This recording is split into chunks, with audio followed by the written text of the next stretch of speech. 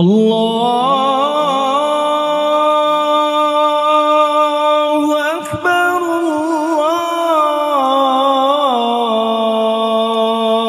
Allahu Akbar.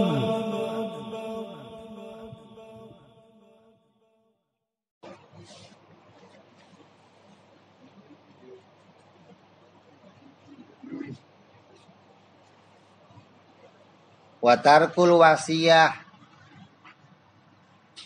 dan tidak berwasiat. Wahya isbatu tasarrufi mudhafin lima ba'dal maut. Wasiat itu adalah menetapkan pengaturan yang disandarkan kepada sesuatu setelah dia mati. Tulis mau mati, tulis nanti kalau saya mati maka itu sawah buat si anu, mobil buat si anu. Dia nulis sesuatu namanya wasiat yang berkaitan tentang apa? Penetapan atau pengaturan harta bendanya atau perbuatan atau pekerjaannya atau apa saja, namanya wasiat. Nah, wasiat itu boleh diturutin, boleh tidak diturutin. Jangan terus, oh ini sudah wasiat, ini harus diturutin. Enggak. Kalau wasiatnya tidak melanggar aturan syariat, maka boleh saja diturutin. Kalau enggak diturutin gimana? Kan sudah ada aturan syariat. Jadi kamu nggak usah ikut ngatur, syariat sudah punya aturan. Nah, kalau wasiatnya kok bertentangan sama syariat gimana? Ya nggak boleh. Wasiat, tolong nanti saya kalau mati dikuburnya ngetan ngulon, ngomong itu. Kuburnya begini, nggak kesono nggak gitu. Ya nggak boleh diturutin, walaupun itu wasiat gitu loh.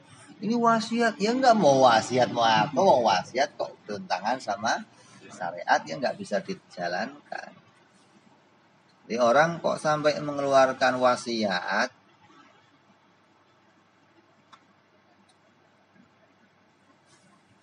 tentang apa? Dia tidak mengeluarkan wasiat bidainin au ainin la ya'lamuha ghairuhu, tentang hutang atau benda yang orang lain tidak mengetahui tentang itu.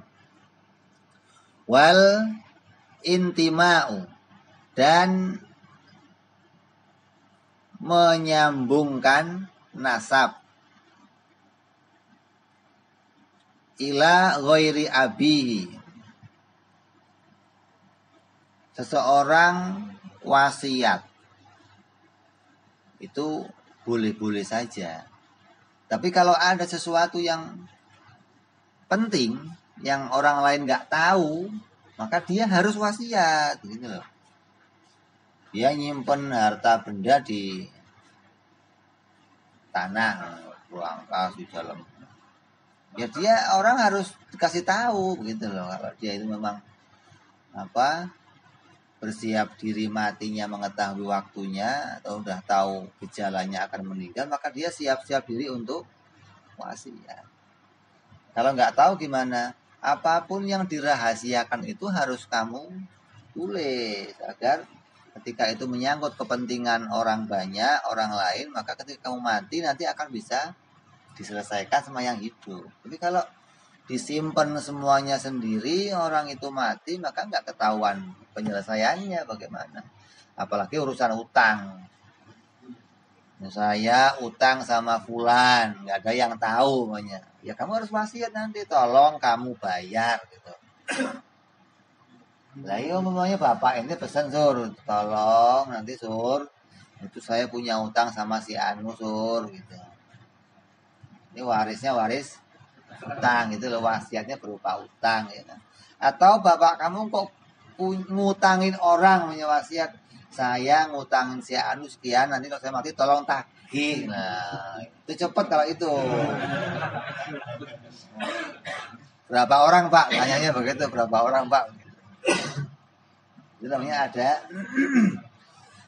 ada wasiat. Nah kalau dia nggak wasiat gimana? Maksiat. Gitu loh. Termasuk orang maksiat.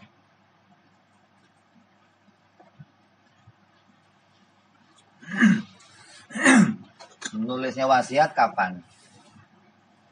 Orang kalau mau pergi itu disunahkan nulis wasiat. Pergi aja. Ini mau keluar kota, mau keluar rumah yang sifatnya nggak biasa, jauh, yang itu disunahkan nulis sesuatu yang orang lain nggak tahu gitu. Namanya pin ATM ana, tulis di rumah, ya. Rumah dijaga. Kunci rumah, tulis ini. Barangkali ada maksudnya. Ya ketika terjadi sesuatu itu jadi mudah.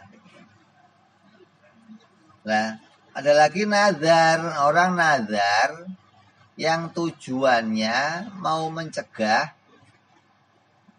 warisnya seseorang.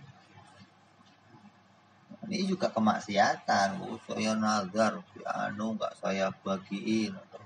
Nazar, nanti uang ini akan saya kasih ke si anu.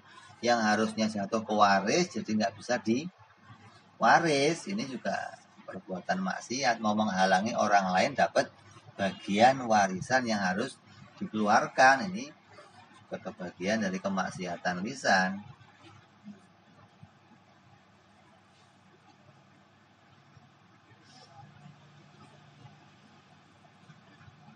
Terus yang lain lagi, wal intima'u atau menyambungkan nasab, al intisabu ila ghairi abihi kepada yang bukan bapaknya, au ila ghairi mawalihi atau kepada yang selain tuannya atau walinya, ay ghairul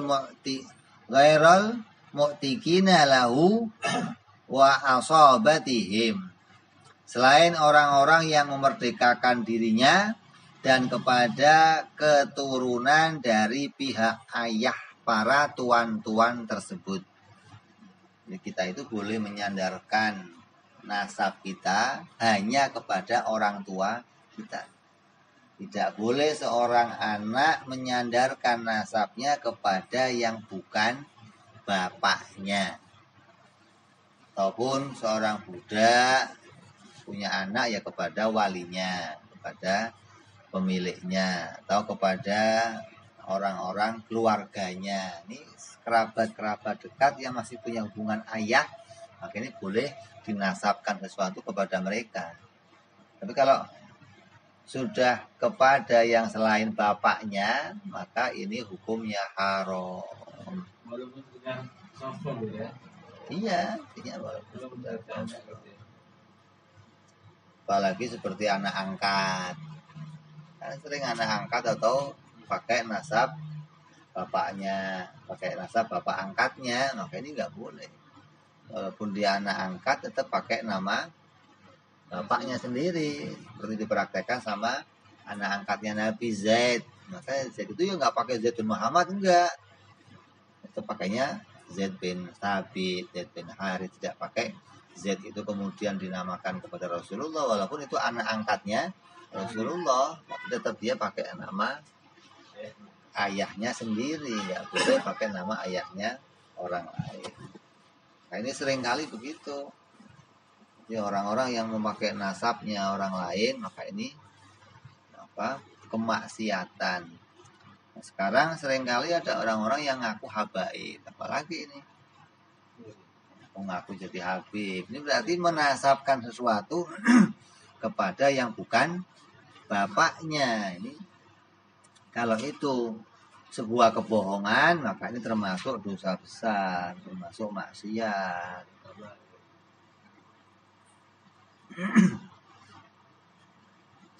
Qala Allah Ta'ala, qala Nabi sallallahu alaihi wasallam, la'anallahu man intasaba ila ghairi mawalih. Laknat Allah artinya murka Allah, artinya haram. Orang-orang yang dilaknat, orang-orang yang dijauhkan oleh Allah dari rahmatnya, jauh dari rahmat Allah. Siapa orang-orang yang menasabkan dirinya kepada selain orang tuanya atau selain sayyid yang memerdekakannya. Kalau budak, sayyid yang memerdekakannya atau kepada orang tuanya. Wa qala sallallahu alaihi wasallam manidda'a ila ghairi abihi awintama ila ghairi mawalihi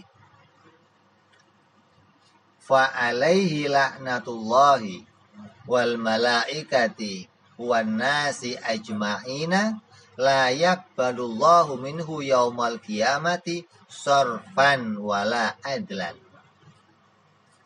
Siapa saja yang mengaku-ngaku berketurunan kepada selain bapaknya atau menyambungkan nasab dirinya kepada selain tuannya, maka baginya laknat Allah, laknat para malaikat, laknatnya seluruh manusia. La yaqbalullah, Allah tidak akan menerima minhu dari dirinya yaumal qiyamati pada hari kiamat itu sarfan ibadah apapun pada dirinya, baik itu bentuk ibadah yang fardu ataupun bentuk ibadah yang sunnah, tertolak semuanya. Ibadah fardunya tertolak, ibadah sunnahnya tertolak, hanya gara-gara menasabkan dirinya kepada yang bukan bapaknya. Hati-hati kita.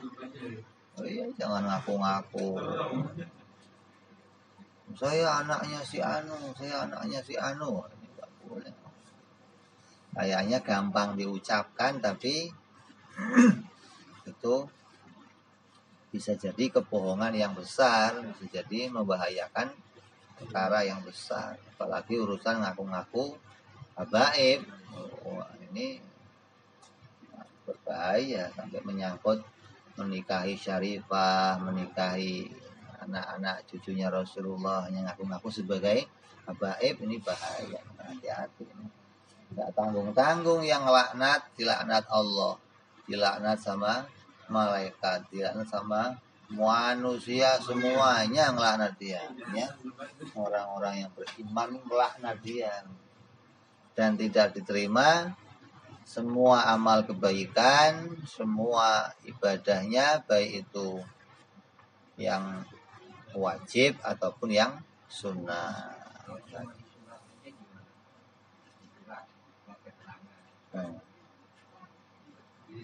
Sekarang sering begitu memang.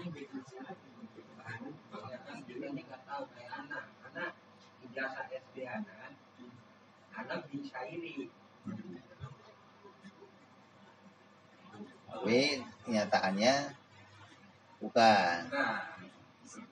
Ya kayak sekarang orang ngangkat anak kalau dia mau bikin akte kan harus anak nama bapaknya kan.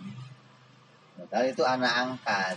Maka karena biar keluar aktenya, maka dipinkan sama dirinya.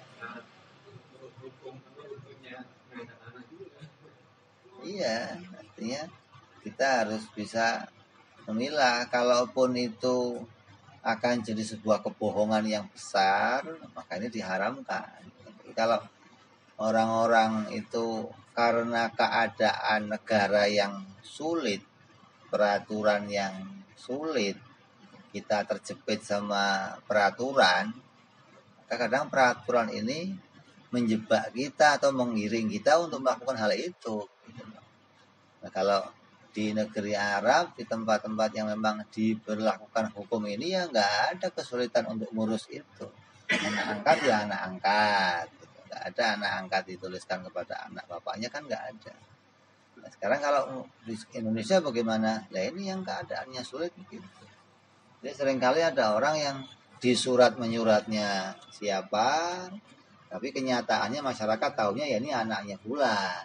Hanya dalam surat, hanya dalam tulisan, tapi bukan dalam kenyataan. Kenyataan orang tahu, oh ini anaknya si Ano. Nah yang berat itu kan membohongi manusia.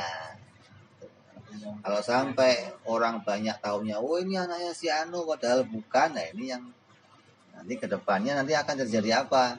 Bisa terjadi perzinahan, terjadi kumpulnya saudara-saudara, kumpulnya waris yang tidak pada tempatnya. Ini rusak, ini banyak madharatnya maksudnya. Gara-gara membinkan sesuatu bukan kepada bapaknya.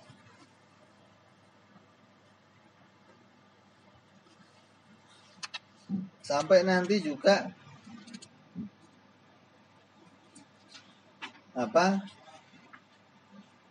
membinkan seorang perempuan kepada suaminya. Ini sering sekarang ini. Sering terjadi perempuan digandengkan dengan nama suaminya. Ini bermasalah juga. Siapa?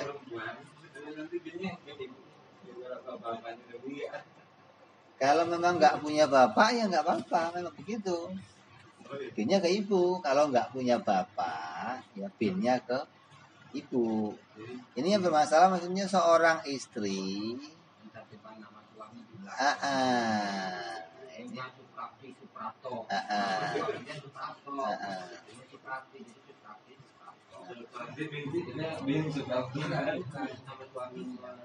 Iya.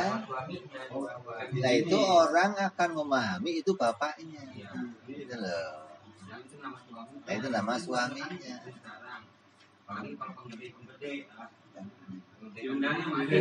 Belakang nama istrinya nama suaminya udah. Ya itu begitu. Jadi kita hati-hati itu, jangan sampai kita membiasakan diri. Apalagi kita bikin undangan, oh diundang fulan, ditempel nama suaminya, kitanya nggak beres. Kalau mau nempel ya nama bapaknya, jangan nama suaminya. Nanti orang pahamnya, oh itu bapaknya, padahal itu suaminya. Ini sama aja mengebinkan sesuatu bukan kepada bapaknya. Ini juga nggak boleh. Jadi yang boleh digandengkan itu orang tua atau yang memerdekakan kita, gitu loh. Atau tuan kita, bukan suami. Ya kalau budak itu yang memerdekakan dia atau tuannya dia. Kalau bebas maka langsung harus ke bapaknya. Kalau seorang budak itu jelas bapaknya juga langsung ke bapaknya. Kalau dia nggak ketahuan bapaknya maka binnya ke tuannya. Kalau tahu bapaknya siapa ya ke bapaknya semua.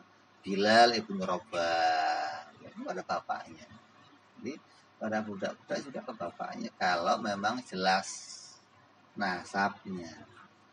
Jadi yang kita perlu beritahukan kepada kawan-kawan kita itu yaitu jangan sampai menggampangkan menyandarkan sesuatu kepada selain bapaknya sendiri, karena bagian dosa besar menipu banyak orang.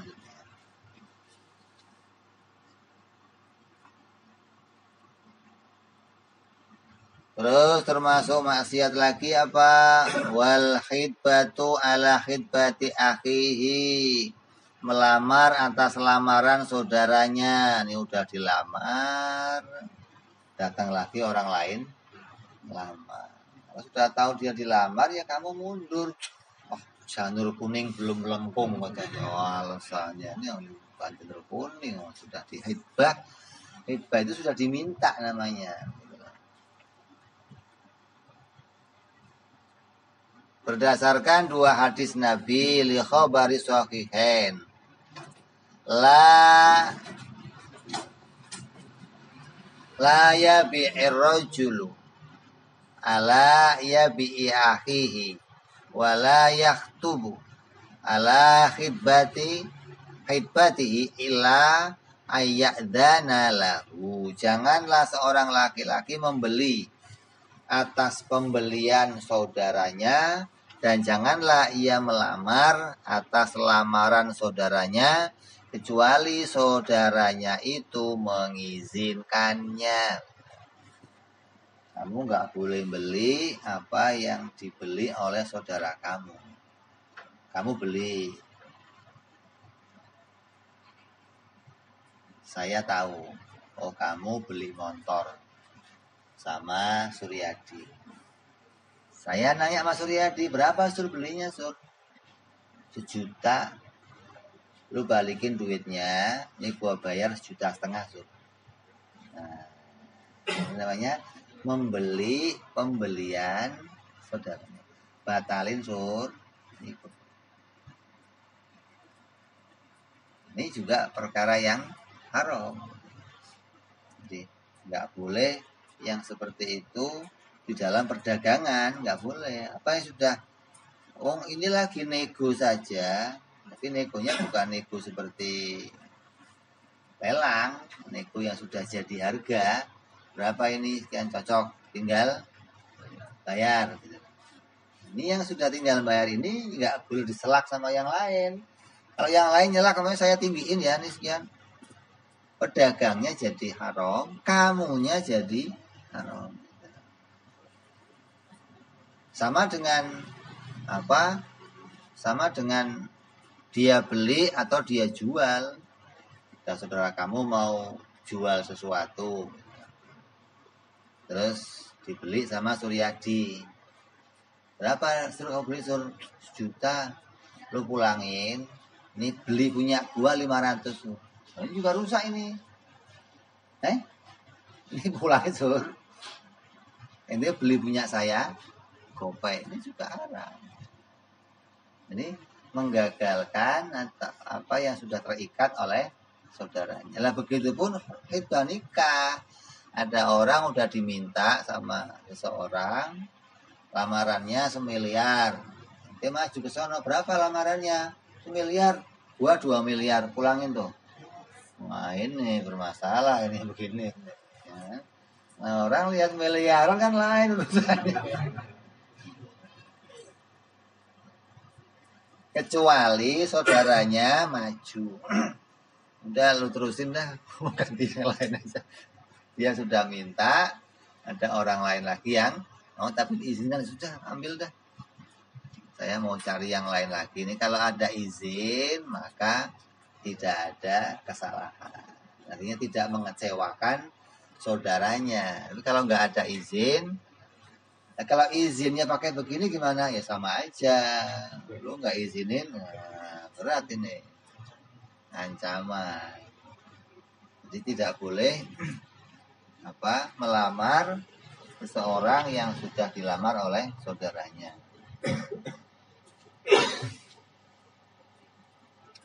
Dalam riwayat lain bukan mengizinkan, tapi hatta yadharo, hingga saudaranya meninggalkannya, tak jadi melamar atau enggak jadi beli. Nah, baru boleh nih.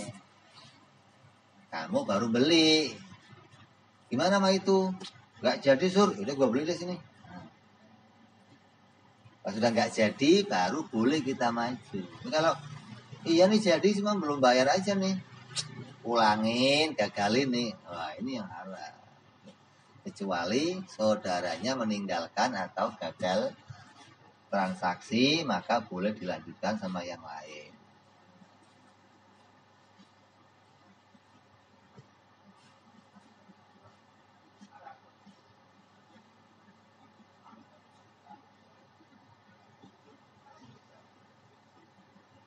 Terus wal fatwa bi ghairi ilmin, dan memberikan fatwa tanpa ilmu, min indihi, dari dirinya, wa ta'limin, tanpa ilmu, dan tanpa hasil dari sebuah pengajaran min ghairihi, dari orang lain. Dia ngasih fatwa hukum tapi dia nggak ngerti ilmunya dan dia nggak mendapatkan dari orang lain yang punya ilmu, itu keluar dari dirinya sendiri, itu haram. Ini corona nggak usah Jumatan. Nanti kata siapa? Pokoknya nggak usah Jumatan aja. Ini kayaknya ini bahaya kalau Jumatan. Ini nggak bisa. Kecuali ada pendukungnya. Apa pendukungnya? Ilmu. Ulama. Kesepakatannya para ulama. Oh ini ada maldoroh. Oh ini berbahaya. Oh ini menyebabkan penularan. Oh ini... Baru ketika ada wabah yang seperti itu boleh ada fatwa. Harus pakai ilmu. Kalau nggak pakai ilmu bagaimana? Haram yang mengeluarkan fatwa. Sekarang lagi keren tuh siapa namanya? Ustadz siapa yang kecil-kecil pakai korban wajib itu? Apa namanya itu yang? Pokoknya saya sampai mati akan meyakini Tuhan di atas. Apa itu? Syekh siapa? Nggak ngikutin sosial media nggak? Apa alasannya? Pokoknya alasannya saya melihat ulama-ulama kalau ngomong Allah mesti begini. Berarti Allah di atas. Itu fatwa dari mana? Jadi hati-hati nih sekarang ini banyak orang kadang keluar fatwanya nggak jelas, fatwanya nggak pakai ilmu.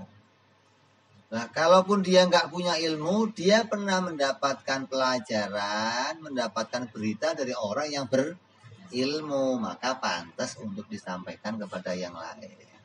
Artinya ada modal pelajarannya, ada modal mendengar dari seorang ulama, maka boleh dia menyampaikan. Tapi kalau nggak punya modal apapun, ini larangan, haram baginya menyampaikan sebuah fatwa. Makanya dulu kalau ada orang dulu di kampung diceritakan dapat ikan gede. Di kampung itu belum ada ikan segede gitu. Wah, ke rumah kiainya mau pindah fatwa, ini kiai halal apa enggak ikannya?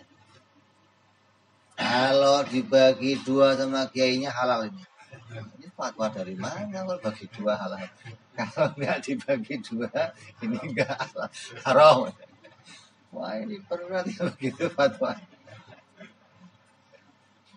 Jadi kadang ada orang ngeluarin fatwa tapi untuk kepentingan tertentu. Makanya sekarang kan sering dikatakan banyak orang menjual agama dengan nilai yang sedikit. Harganya nggak seberapa, tapi jual agama, ngerusak hukum. Oh ya dulu sering diceritakan ada orang nggak minum, tapi bikin fatwa kalau arak itu halal. Wah ini dianya nggak minum. Itu ditanya, Bapak kenapa membuat fatwa ini kan haram? Bukan saya nggak minum. Nah hubungannya apa kalau ini minum nggak minum? Ini mau ente minum nggak minum, ini fatwa ente halal kan, jadinya orang banyak pada minum semua. Biarin aja kan, biarin aja. Ini hati-hati nih bikin fatwa-fatwa. Apalagi sekarang ini orang seringkali ngeluarin fatwa-fatwa yang kalau kayak orang ngerokok itu ya nggak usah kamu sebut halal. Saya seneng ini halal. Ya enggak, kalau makro ya bilang makro, kalau haram bilang haram. Kalau masih mau kamu pakai ya haram diakui haram, makro akui makro, jangan dirubah. Ini giliran saya masih pakai, ini mau nggak apa-apa, itu nggak apa-apa gimana sih? Ya apa-apa juga, kok nggak apa-apa gimana sih? Jadi jangan terus gara-gara kamunya masih doyan terus rokok mau nggak apa-apa. Nanti kalau saya nggak ngerokok nih, haram rokok. Memang nggak ngerokok. Jadi jangan dekat-dekat saya, yang jauh ya nggak bisa. Walaupun kamunya nggak ngerokok, tetap hukum harus begitu. Jangan berubah jadi yang lain. Ini banyak fatwa-fatwa yang sekarang ini keluar tapi dasarnya nggak punya ilmu. Apalagi bikin fatwa dasarnya apa? Quran terjemahan, hadis terjemahan, kan. Makanya kata apa kiai sekelas Gus Bah itu pernah ngomong, saya ini suka sakit hati kalau lihat orang-orang yang baru belajar Quran hadis terus nafsirin Quran hadis. Saya sakit hati. Saya buat nafsirin satu ayat aja perlu belajarnya puluhan tahun. Bacanya kitab tafsir sekamar. Ini baru baca sehari 2 hari sudah megang tafsir, nafsirin. Sakit hati saya lihatnya. Ini orang ngomong apa sih? Kadang begitu, karena nggak punya modal apa-apa, karena keadaan apa menguntungkan, keadaan yang tertentu, maka dia menjual fatwa. Ini bahaya. Qala Nabi sallallahu alaihi wasallam, man afta bi ghairi ilmin la'anatullah wa malaikatus samai wal ardi. Siapa orang yang berfatwa dengan tanpa ilmu, maka akan melaknat orang itu malaikat langit dan malaikat bumi. Rawahu Ibnul Asakir an Ali radhiyallahu anhu. Wa dzalika likaunihi akhbara an hukmillahi bighairi ilmin afadahu azizi. Dan hal itu, arti orang itu dilaknat karena keadaan orang itu mengabarkan keadaan hukum Allah tanpa ilmu pengetahuan, maka ini kerusakan. Wayajibu fi kulli masafatil qasri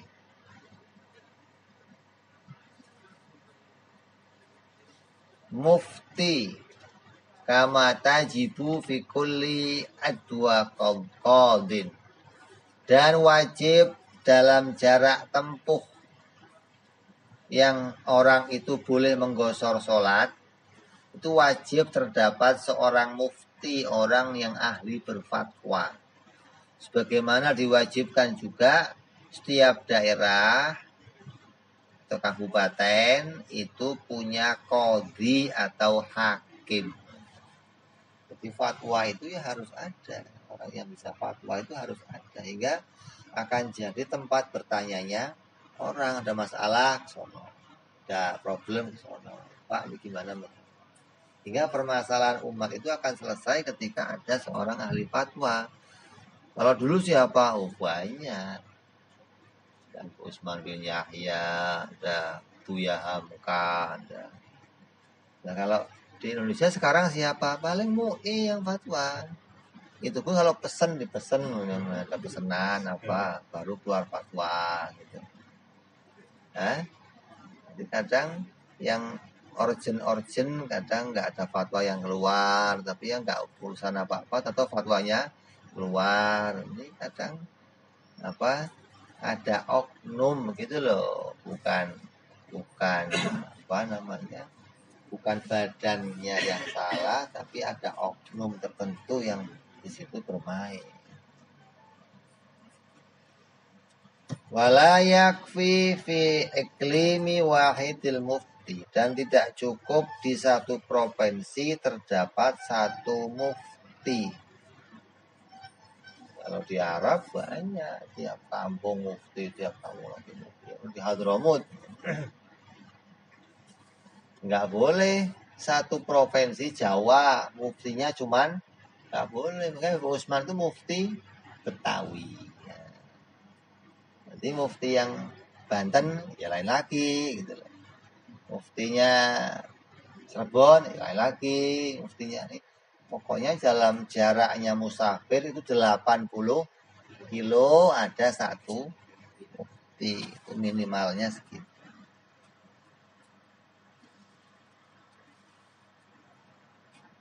Waktu biro masafatul qasri wala yazidu baina kulli muftiain ala masafatil qasri kama afadahu Ardubilu fil anwar. Maka perhitungan jarak tempuh qosornya sholat itu tidak boleh melebihi di antara 2 mufti di atas jarak tempuh qosor sholat, sebagaimana faedah yang diberikan oleh Al-Ardubili, seorang yang menuliskan kitab Al-Anwar yang wafat tahun 779. Jadi 80 kilo itu nggak boleh ada 2 mufti, jadi harus ada 1 mufti.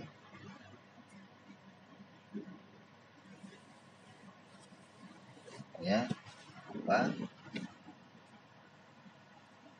Kalau sudah ada mufti, maka kesulitan apapun yang terjadi pada masyarakat itu akan bisa selesai. Ada musuh dari luar datang, mufti yang hadapin. Ada ini mufti yang hadapin, karena dia yang bisa menjaga lingkungannya dari berbagai macam keresahan atau kebingungan atau kegelapan hukum. Maka mereka yang memberikan fatwa.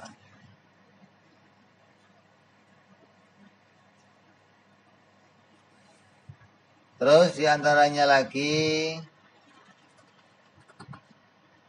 kemaksiatannya lisan apa?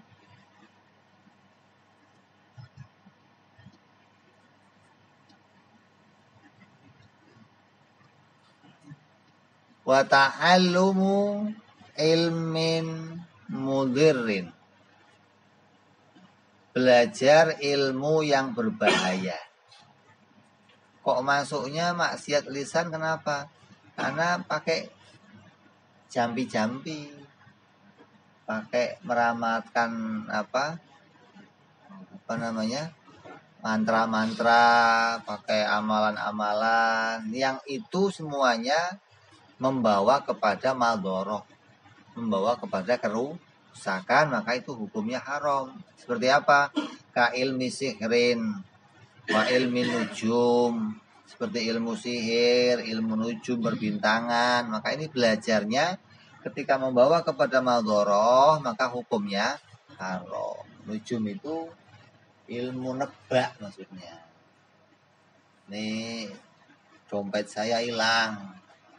Di mana? Hitung. Terawang. Oh, dompet kamu. Dompet saya juga hilang, kan berat. Nanti dulu Pak, ini dompet saya juga hilang. Yang ke Terawang. Kalau jauh nggak bisa ngambil. Yang ngambil orang. Kalau dari jauh nggak bisa. Sampai ada ahli nujum itu benernya saja itu bohong, karena nggak tahu kenyataan, mau tebak-tebakan. Bintang Leo, bintang Libra, siapa yang bintangnya Leo tahun hari ini akan dapat rezeki lancar, akan itu dia nulis begitu, itu nanti yang baca jutaan orang, ya dia cocok aja. Oh cocok mas saya ini. Oh,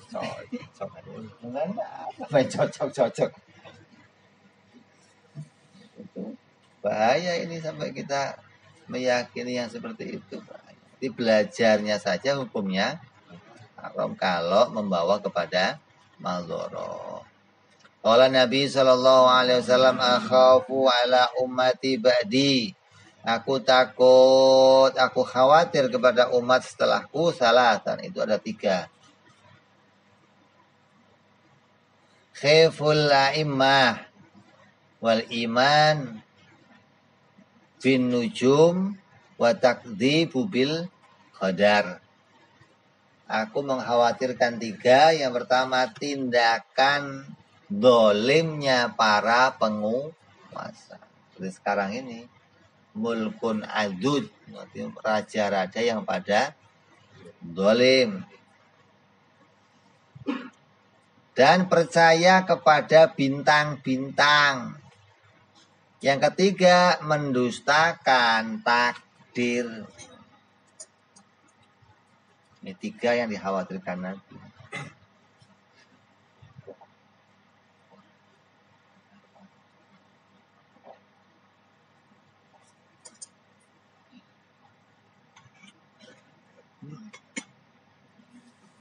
Ini 3 ini bahaya semua.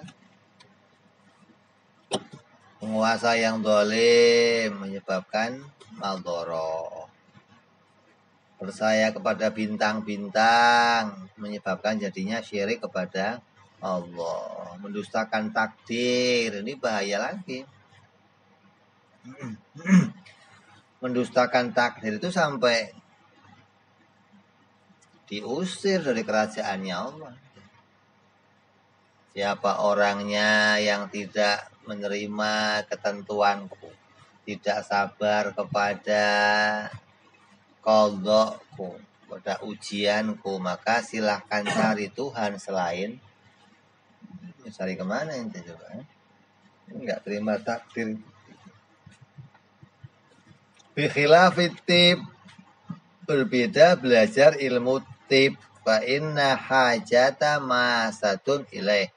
Kalau ilmu tib itu ya dibutuhkan, maka boleh dipelajari. Artinya banyak orang membutuhkannya. Bi khilafi ta'bir wa in kana takhminan, dan beda lagi dengan ilmu takbir mimpi. Walaupun keadaannya sebatas perkiraan, li'anna juz'un min sittatin wa arba'ina juz'an minan nubuwah wala khatara fihi dzalika al-Ghazali fil Ihya.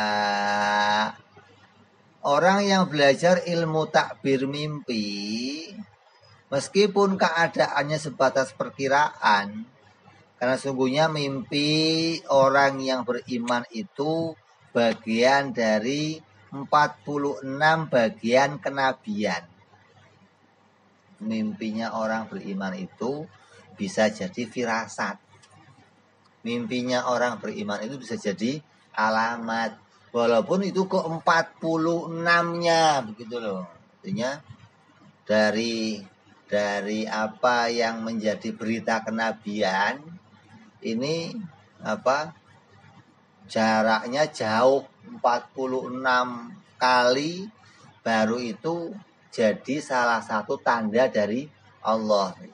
Artinya dari sekian banyak mimpi kamu ada satu yang jadi alamat, yang lainnya bukan alamat. Atau kalau Nabi itu mimpinya itu 100% nyata, maka kamu hanya 50% dari mimpi kamu itu akan muncul jadi kenyataan, walaupun nggak seluruhnya gitu loh. Seperti dan yang punya firasat ini orang mukmin aja apa orang kafir? Orang kafir bisa nggak mimpinya punya firasat? Bisa nggak? Atau hanya orang mukmin aja? Yang diberi firasat oleh Allah itu hanya orang mukmin apa orang kafir juga? Orang kafir juga. Contohnya apa? Fir'aun. Punya firasat, ini ada anak kecil yang mau bunuh saya nanti. Itu firasatnya Fir'aun. Kan benar firasatnya. Terus raja zamannya Nabi Yusuf yang ngimpi sapi 7 dengan sapi yang kurus, sapi yang gemuk, itu orang kafir kan. Firasatnya betul, apa terjadi 7 tahun kemakmuran, kemudian 7 tahun paceklik. Ini firasat juga. Jadi firasat itu yang nggak harus orang mukmin doang, tapi di antara sekian orang lah, kalau orang mukmin itu ada mendekati kemungkinannya ini jadi berita-berita kenabian. Artinya ada kenyataannya gitu loh. Walaupun begitu, itu mentakwilnya itu nggak penting gitu loh maksudnya. Tapi kalau ilmu tip kamu belajar penting. ilmu kedokteran itu penting karena banyak orang butuh. Ini ada orang sakit gigi, nggak ada dokternya gitu, waduh berat ini. Ini kalau perlu banyak orang, Bu, ini tolong belajar sih. Saya bayarin, tolong belajar. Yang penting bisa ngobatin orang, karena banyak yang butuh gitu. Tapi kalau tafsir mimpi itu yang butuh paling yang mau nomor doang. Ini saya ngimpi tadi lihat kucing nabrak ember. Kucing kakinya 4, ember itu bundar 4-0 nih kayaknya. Repot ini, misalnya 4-0 lah ini. Bukan nafsirin apa, kucing nabrak ember. Apa? Nggak marah. Caca. Kan berat itu. Ilmu takwil mimpi segini, gua pikir takwil beneran, nggak taunya takwil angka gitu. Ribon. Ngimpi kucing angkanya sekian, ngimpi kambing angkanya sekian, ngimpi wah enggak. Apa itu? Jadi yang membawa pada maldoroh, maka ini hukumnya haram. Karena ya kamu akan mengucapkan sesuatu nanti perkara yang batal, akan belajar cara yang batal hingga ucapan-ucapan kamu dalam belajar atau menyampaikan sesuatu itu jadi hukum haram. Terus wa hukmu bi ghairi hukmillah, menghukumi sesuatu dengan hukum selain hukumnya Allah. Liqauli ta'ala wa inihkum bainahum bima anzalallah. Dan hendaklah kamu memutuskan perkara di antara mereka menurut hukumnya Allah, menurut apa yang diturunkan oleh Allah. Wa qalu ta'ala fahkum bainahum bil qist, dan putuskanlah masalah mereka itu dengan adil, artinya dengan hukum-hukumnya Allah.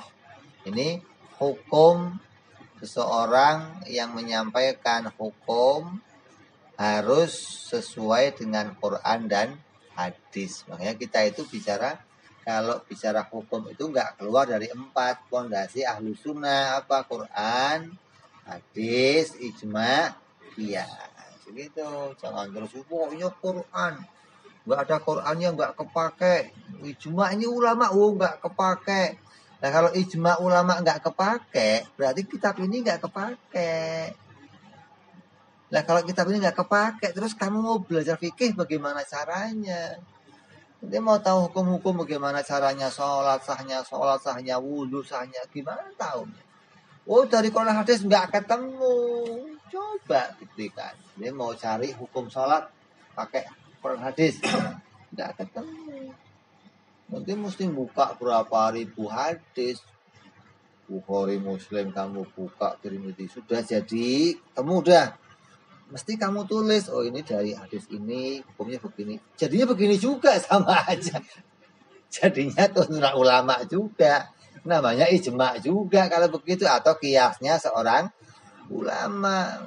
Jadi kalau mau bicara hukum harus pakai standar itu, ijma, Quran, hadis, ijma, iya. Kalau nggak pakai itu bagaimana? Ya rusak. Berarti kamu mutusin hukum nggak pakai aturannya Allah.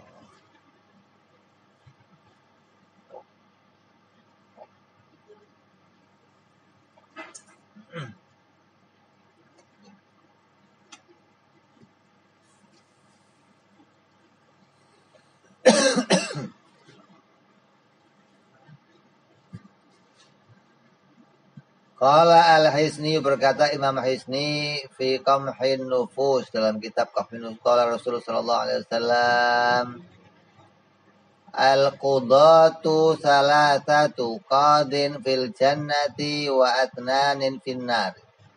Para hakim itu ada 3 macam. 1 hakim di surga dan 2 hakim di neraka. Ya, ada jenisnya hakim itu 3 macam. Yang 2 macam akan masuk neraka, yang 1 macam akan masuk surga. Qadhin arafal haqqa faqadha bihi fahuwa fil jannah. Yang pertama, seorang hakim yang mengerti kebenaran, lalu ia memutuskan sesuatu berdasarkan kebenaran, maka hakim itu tempatnya di dalam surga. Lurus namanya. Wa qadhin, yang kedua, seorang qadhi, seorang hakim. Arafal haq, dia tahu perkara yang hak. Fahakkama bi khilafihi fahuwa finnar. Kemudian dia memutuskan sesuatu selain dengan hukum yang benar, maka dia masuk neraka. Qala ulama, berkata para ulama, kullu man laisa bi ahlil hukmi fala yahilu lahul hukmu fa in hakama fa huwa athimun wala yanfadhu hukmuhu. Ulama berkata setiap orang yang bukan ahli dengan seluk-beluknya hukum, maka tidak halal baginya menetapkan suatu hukum. Lalu jika ia menetapkan suatu hukum, maka ia berdosa dan ia tidak dibenarkan, tidak diberlakukan, ketetapan hukum itu enggak berlaku.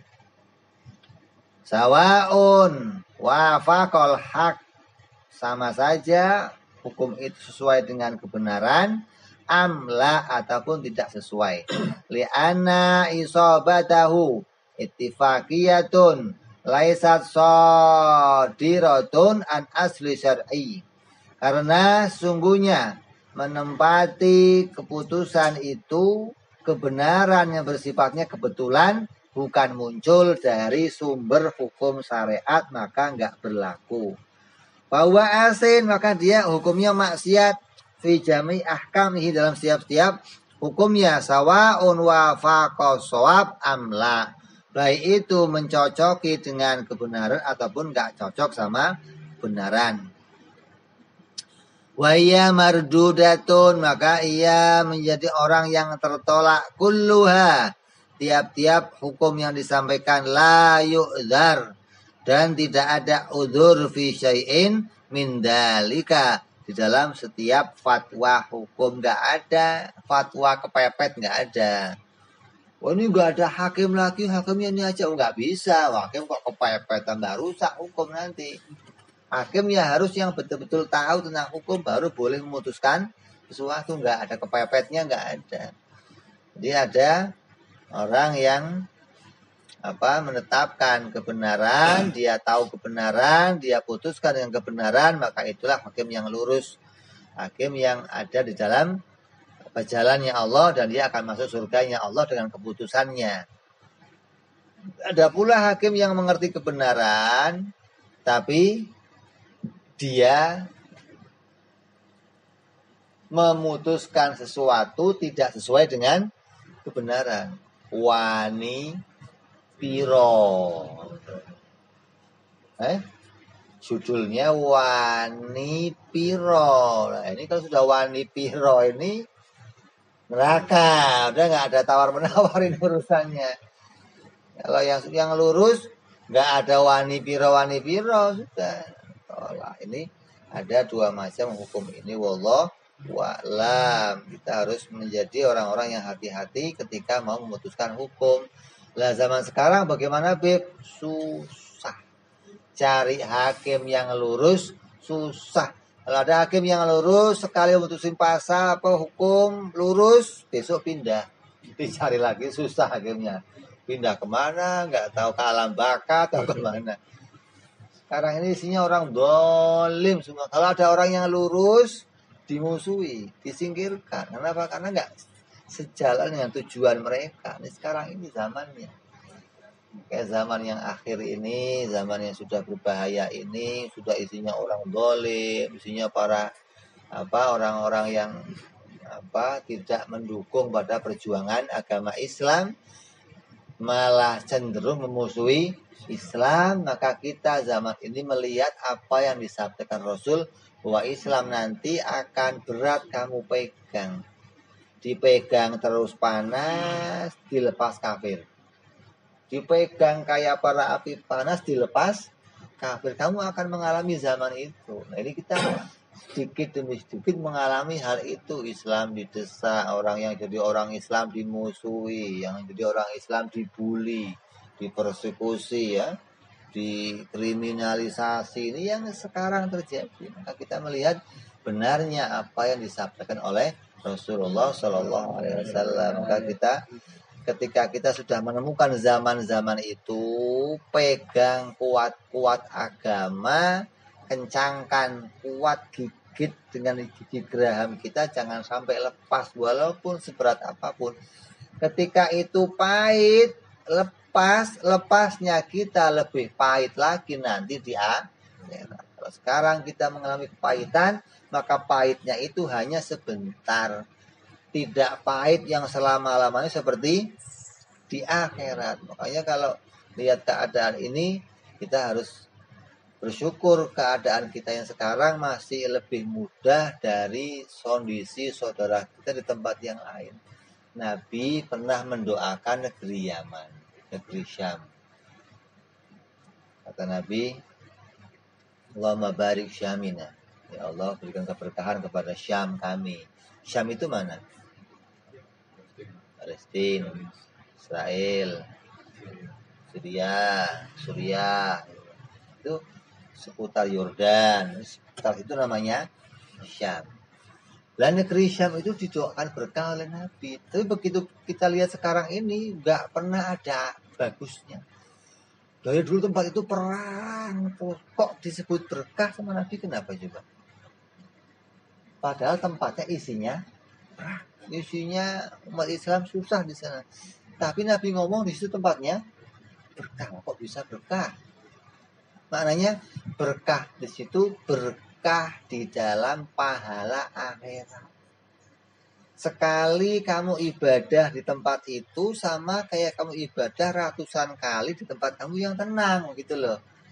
Di sini kamu ibadah tenang, ya pahalanya segitu. Di sana kamu bisa ibadah sekali, pahalanya itu berkahnya di situ gitu loh. Ibadahnya sama tapi nilai pahalanya berlimpah-limpah. Itu di sana sedekah 1.000 rupiah sama kayak di sini 1 juta. Diberi pahala. Kenapa? Sulit semuanya, keadaannya serba berat, kok masih mau? Ini pahalanya. Jadi tambah sulitnya keadaan, tambah pahala itu Allah besarkan sebagai bentuk ganjaran atau bentuk kesesuaian dengan apa yang dialami seorang hamba. Maka keadaan yang pahit ini, keadaan yang berat ini, mudah-mudahan kita diberikan kesabaran oleh Allah, dikuatkan hatinya oleh Allah, dikokohkan imannya oleh Allah, dikuatkan akidahnya oleh Allah, dijadikan orang-orang yang terus berpegang kepada apa yang diajarkan Rasulullah. Dan kita berharap kita semua bisa jadi orang-orang yang terus memegang agama ini sampai akhir hayat kita, bisa berkumpul di dunia bersama dengan para ulamanya, dan berkumpul di akhirat bersama para nabi, para salihin, para syuhada, hingga kita selamat sampai kepada surganya Allah Subhanahu wa ta'ala dalam keadaan membawa iman, Islam, dan Allah meridhoi kita insya Allah. Kita teruskan yang akan datang, masih bicara maksiat lisan yang lainnya. Wallahu a'lam bishawab. Wa ila hadratin nabi. Al-Fatihah. A'udzu billahi minasyaitonir rajim. Bismillahirrahmanirrahim. Alhamdulillahi rabbil alamin arrahmanir rahim maliki yaumiddin. Iyyaka na'budu wa iyyaka nasta'in ihdinas siratal mustaqim. Siratal ladzina an'amta 'alaihim ghairil maghdubi 'alaihim waladdallin. Amin ya rabbana. بأننا اقتربنا وأننا أقربنا على الله إقربنا فتب علينا توبة تغسل كل حوبة واستر لنا عوراتي وآمن روعتي واغفر ربي ومولودنا والآل والإخوان وسائر الحلان وكل ذي أو جيرة أو صحبة والمسلمين أجمعين ربي اسمع فضلا وجودا منا لا باكتساب منا بالمصطفى رسولي نضى بكل سولي صلى وسلم ربي عليه عند الحبي وآله وصحبه جاد طاسي صحبي والحمد للإله بالبدء والتناهي سبحان ربك رب العزة عما يصفون وسلام على المرسلين الحمد لله رب العالمين.